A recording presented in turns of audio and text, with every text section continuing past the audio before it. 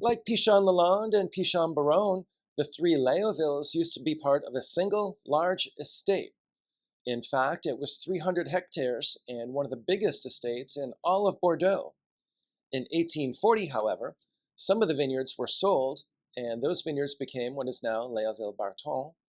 And then the rest of the estate was divided between the children of the former owner, and those estates became Leoville Las Cases and Léoville Poyferré. Each of the three Léovilles is located in Saint-Julien and became a second growth in the 1855 classification of Bordeaux. So I will discuss each of them in turn, beginning with Leoville Las Cases.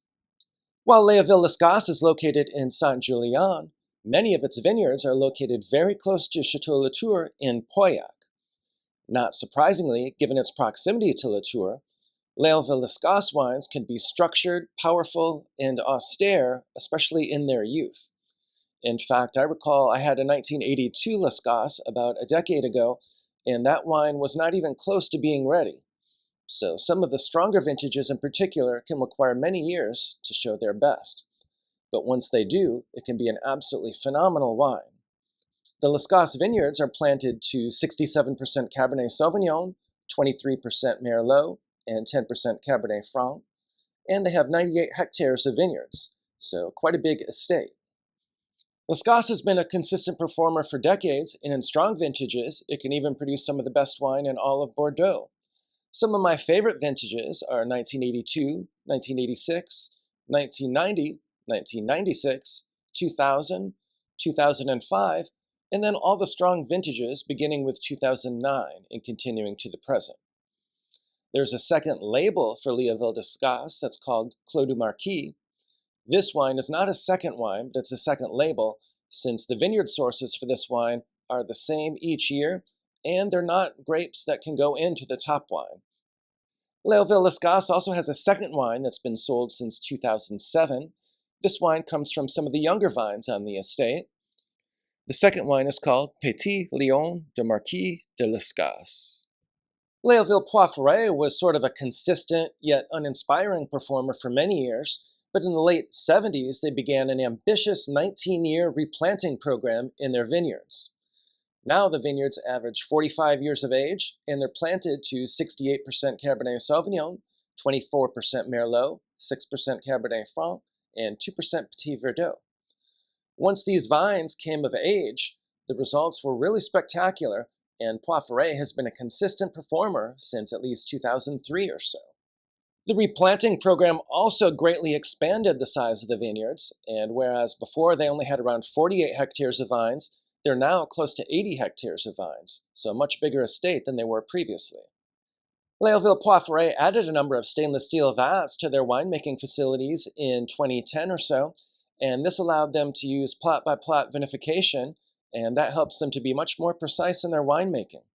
And so there was a quality boost around the 2010 vintage or so. But of course, the lack of plot-by-plot vinification did not hurt Poyferré in 2009 when they made an absolutely stunning Bordeaux that received a perfect score from at least one critic. I'm also a big fan of the 2003 vintage, and certainly you can buy with confidence everything from 2000 to the present as well, as it's definitely a very consistent, high-quality performer since that time. Léoville Poyferré is a powerful wine, but one that's definitely more velvety and sensuous than Léoville Las Cases, especially in its youth.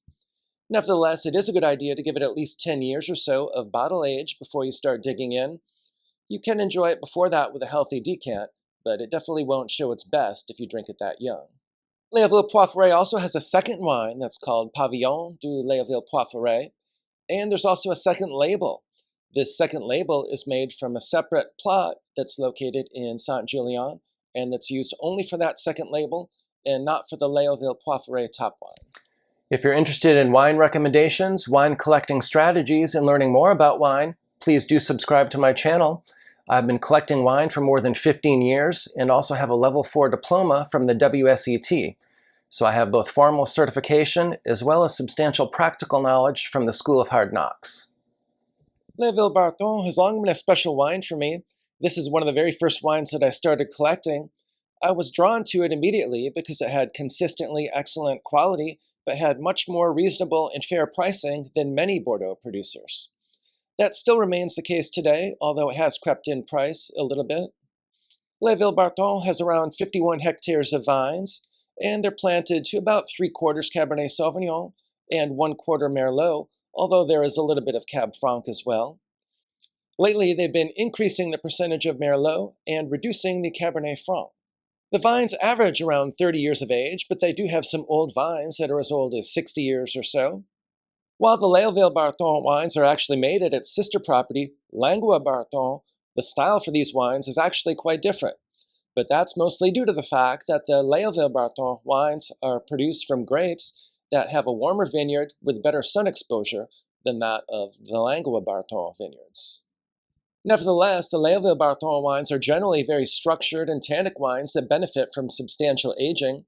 For example, I'm still waiting on some of my 2000 vintage right now, but I did have a 1990 recently that was absolutely exceptional, and I'm a big fan of the 2003. That one is actually approachable and ready to enjoy now, but that's a bit of an outlier due to the very warm vintage that year.